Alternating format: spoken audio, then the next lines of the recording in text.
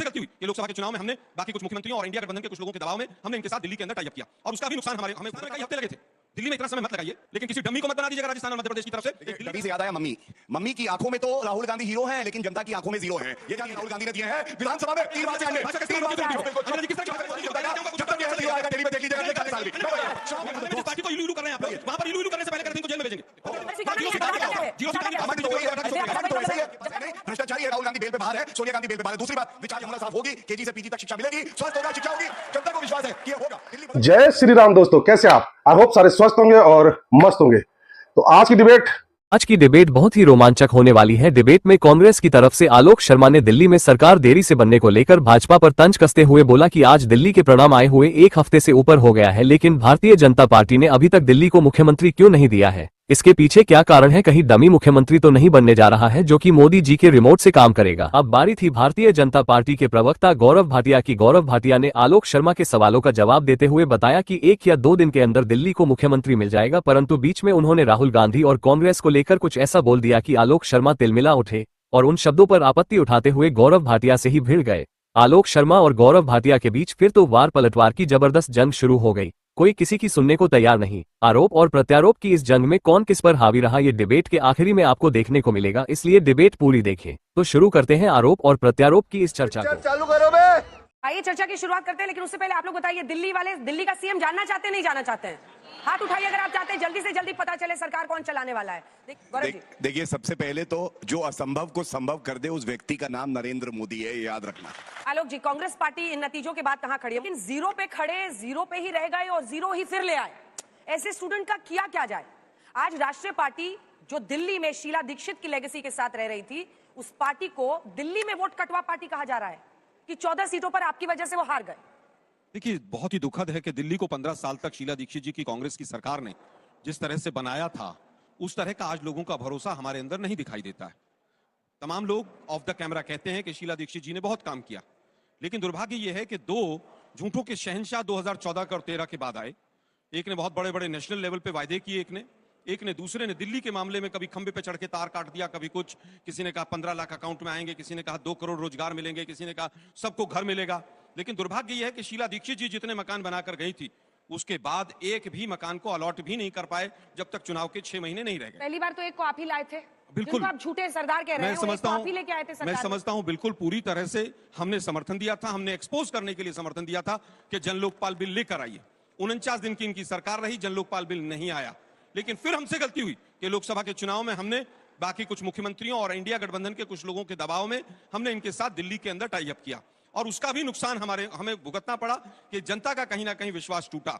एक व्यक्ति जो एक दारू की बोतल के साथ दूसरी फ्री कर रहा है, उसके साथ हम क्यों गए? जनता ने हमसे सवाल पूछा और जनता के फैसले को हम सर झुकाकर बिल्कुल उसको स्वीकार करते हैं। आगे और मेहनत करेंगे, अपनी बातों को जनता के बीच में लेकर जाएंगे। अब मैं गौरव भाटिया जी की बात से शुरू कर लेता हूं।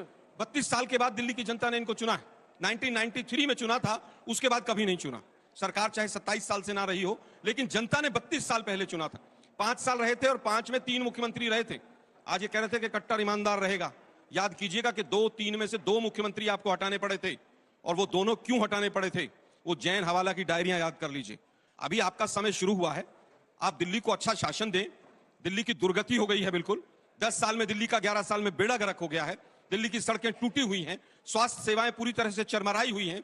दिल्ली की आबादी पिछले 11 साल में 60 से 65 लाख बढ़ चुकी है। आप स्कूल बनाइए, कॉलेज बनाइए, आपको जो अच्छे काम करने हैं, आप सीवरेज ट्रीटमेंट प्लांट लगाइए, आप मोहल्ला क्लिनिक की जांच कीजिए, आपको जो करना है कीजिए। अच्छा मुख्यमंत्री दीजिएगा। लेकिन फिर मैं कहूंगा कि आसाम के अंदर 42 दिन लगे थे मंत्रिमंडल बनने में, राजस्थान में कई हफ्ते लगे थे। दिल्ली में इतना समय मत लगाइए, लेकिन किसी डम्मी को मत बना दीजिएगा। राजस्थान और मध्य प्रदेश की तरफ से एक दिल्ली का नागरिक होने के नाते मैं रिक्वेस्ट करूंगा, कह रहे डम्मी को मत बना दीजिएगा। देखिए, डमी से याद आया मम्मी की आंखों में तो राहुल गांधी हीरो हैं, लेकिन जनता की आंखों में जीरो हैं, ये जान लीजिए।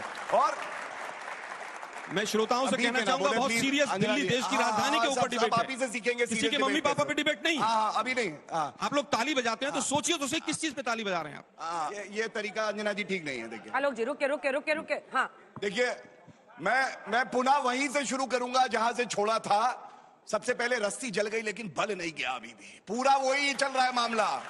राहुल गांधी अरे जब फिर कहूंगा, जब जब आती है नरेंद्र मोदी जी की आंधी, उड़ जाता है राहुल गांधी, याद रखना। और सुनो, तुम 42 दिन का हिसाब लेते हो, 30 दिन का हिसाब लेते हो, मैं तुम्हें बताता हूं, पश्चिम बंगाल में 40 साल से इनकी सरकार नहीं है, उत्तर प्रदेश में 38 साल से इनकी सरकार नहीं है, गुजरात में 35 साल से इनकी सरकार नहीं है, और 2 हैट्रिक लगी। 2 हैट्रिक क्या है अंजना जी, मैं आपको बताता हूं। पहली हैट्रिक लगी नरेंद्र मोदी जी जो भारत का डिस्कशन करना बेहतर रहेगा। बंगाल में हमारी तो नहीं थी, आपकी थी वहां। अच्छा ठीक है, पूरा करना आप तर्क दे रहे हो भाई। आप अपनी तमिलनाडु में तो आपकी है बहुत पिछले 50 साल से। भाई आज केरला में भी आप ही की है, गुस्सा ना हो, आंध्र में भी आप ही की है, आज गुस्सा, तेलंगाना में भी आप ही की है। यार दिल्ली पे डिस्कशन कर रहे हैं, दिल्ली पे आओ ना, सीरियस इशू है। हाँ, उसी पे बोल रहे हैं। सीएम कौन बनेगा, हम कह रहे हैं डमी को मत बनाना। चलिए दिल्ली पे आते हैं, दिल्ली पे आते 2 हैट्रिक बताऊंगा, आप तय करिए कौन सी हैट्रिक बेहतर है। एक हैट्रिक नरेंद्र मोदी जी ने लगाई, 62 साल बाद 3 बार लगातार कोई प्रधानमंत्री बना तो नरेंद्र मोदी जी, और 3 प्रदेश के चुनाव मैं बताता हूं। हरियाणा हम जीते कह रहे थे, कांग्रेस जीते, दिल्ली के महाराष्ट्र हम दिल्ली जीते, पे और तीसरा दिल्ली जीते। दिल्ली दिल्ली कर रहे हैं, दिल्ली तो इनका ये हाल कर दिया। मुख्यमंत्री दिल्ली के क्यों हैं, जरा बताइए। माइक नीचे कीजिए प्लीज बात मानिए सर। बौखलाए हुए आप राजस्थान और मध्य प्रदेश को कौन लेके आया? आप ही तय कर लो, सब आप तय कर लो।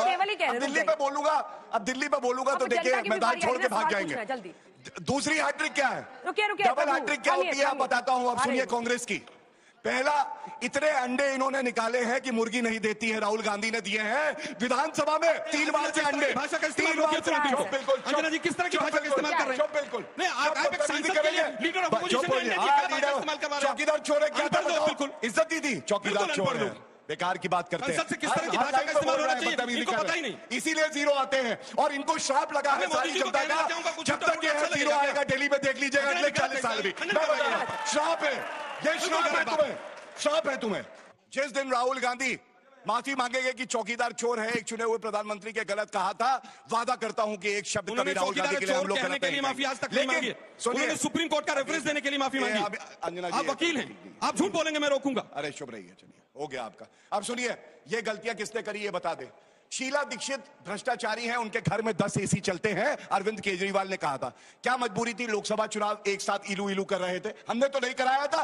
तुम्हारी इसीलिए विश्वसनीयता नहीं है क्योंकि तुम शीला दीक्षित का भी सम्मान नहीं कर सके। जेडीयू के नीतीश कुमार जी ने मोदी जी के लिए क्या क्या कहा है याद है, या दिलवाना शुरू करूं? किसके साथ इलू इलू करते हैं ऐसे कोई चर्चा नहीं हो। मोदी जी किसके साथ इलू इलू करते हैं चुनाव में? Standard of the Congress has gone to the dogs. PDP के साथ इलू इलू करते हैं, पीडीपी को ये standard of the Congress has gone to the dogs. जिस पार्टी को इलू इलू कर रहे हैं आप लोग, वहां पर इलू इलू करने से पहले कह रहे थे इनको जेल में भेजेंगे, 15 दिन के बाद फिर इलू इलू करने लगे।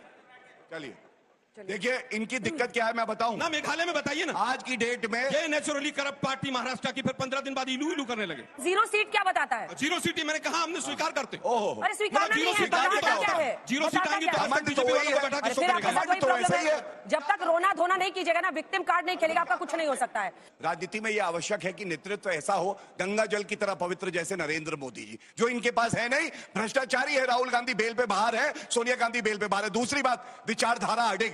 हमने कहा अनुच्छेद 370 संशोधित करेंगे, ये तंज कसते थे कर नहीं सकते हैं, हमने करके दिखाया। अब हमने कहा यमुना साफ होगी, केजी से पीजी तक शिक्षा मिलेगी, स्वास्थ्य होगा, शिक्षा होगी। जनता को विश्वास है कि ये होगा, दिल्ली बदल के रहेगा। और आज मैं कहता हूं यमुना जी को साफ करने का एक टाइमलाइन आप भी बताइए जरा, आज जनता सुन रही है, रिकॉर्ड हो रहा है। कहूंगा टाइमलाइन मैं बिल्कुल बताता हूं। देखिए सिर्फ इतना कहूंगा, 5 साल पहले आज तक के स्टूडियो पे आया था, 2020 के परिणाम आए थे, आपको मालूम है, सारे प्रवक्ता भाग रहे थे, हम लोग आए, हमसे ऐसे खड़े, आप लोगों ने प्रश्न पूछे, हमने कहा कोई बात नहीं, हमें सीख मिली है, हम मेहनत करेंगे। यही जनता है जिसने हमें आशीर्वाद दिया, हम दोबारा आए। और ये सीख आज इसलिए मैं कह रहा हूं, कांग्रेस के कितने प्रवक्ता जो हमें गाली देते थे, चुनाव के परिणाम आने के बाद आए नहीं, और यहां वे ऋतुराज जी हैं, मैं इनका सम्मान करता हूं, जो भी हो जाए, चुनाव हारे हैं लेकिन कम से कम अपनी पार्टी के लिए हारे। कितने प्रवक्ता गायब हो गए, तो ये कहने की बात है कि आप तत्परता से सिर्फ जनता की सेवा करते रहिए, अपनी गलतियों से सीखिए, आगे बढ़िए, जनता का आशीर्वाद जरूर मिलता है। आई होप कि आपको डिबेट पसंद आए। डिबेट पसंद आए तो लाइक कीजिए, शेयर कीजिए, हिट कीजिए बटन, सब्सक्राइब बटन को हिट कीजिए और सब्सक्राइब कीजिए ताकि वीडियो की पहली नोटिफिकेशन आप तक तुरंत पहुंच जाए। तो मिलता हूं फिर किसी नए डिबेट के साथ, तब तक जय श्री राम।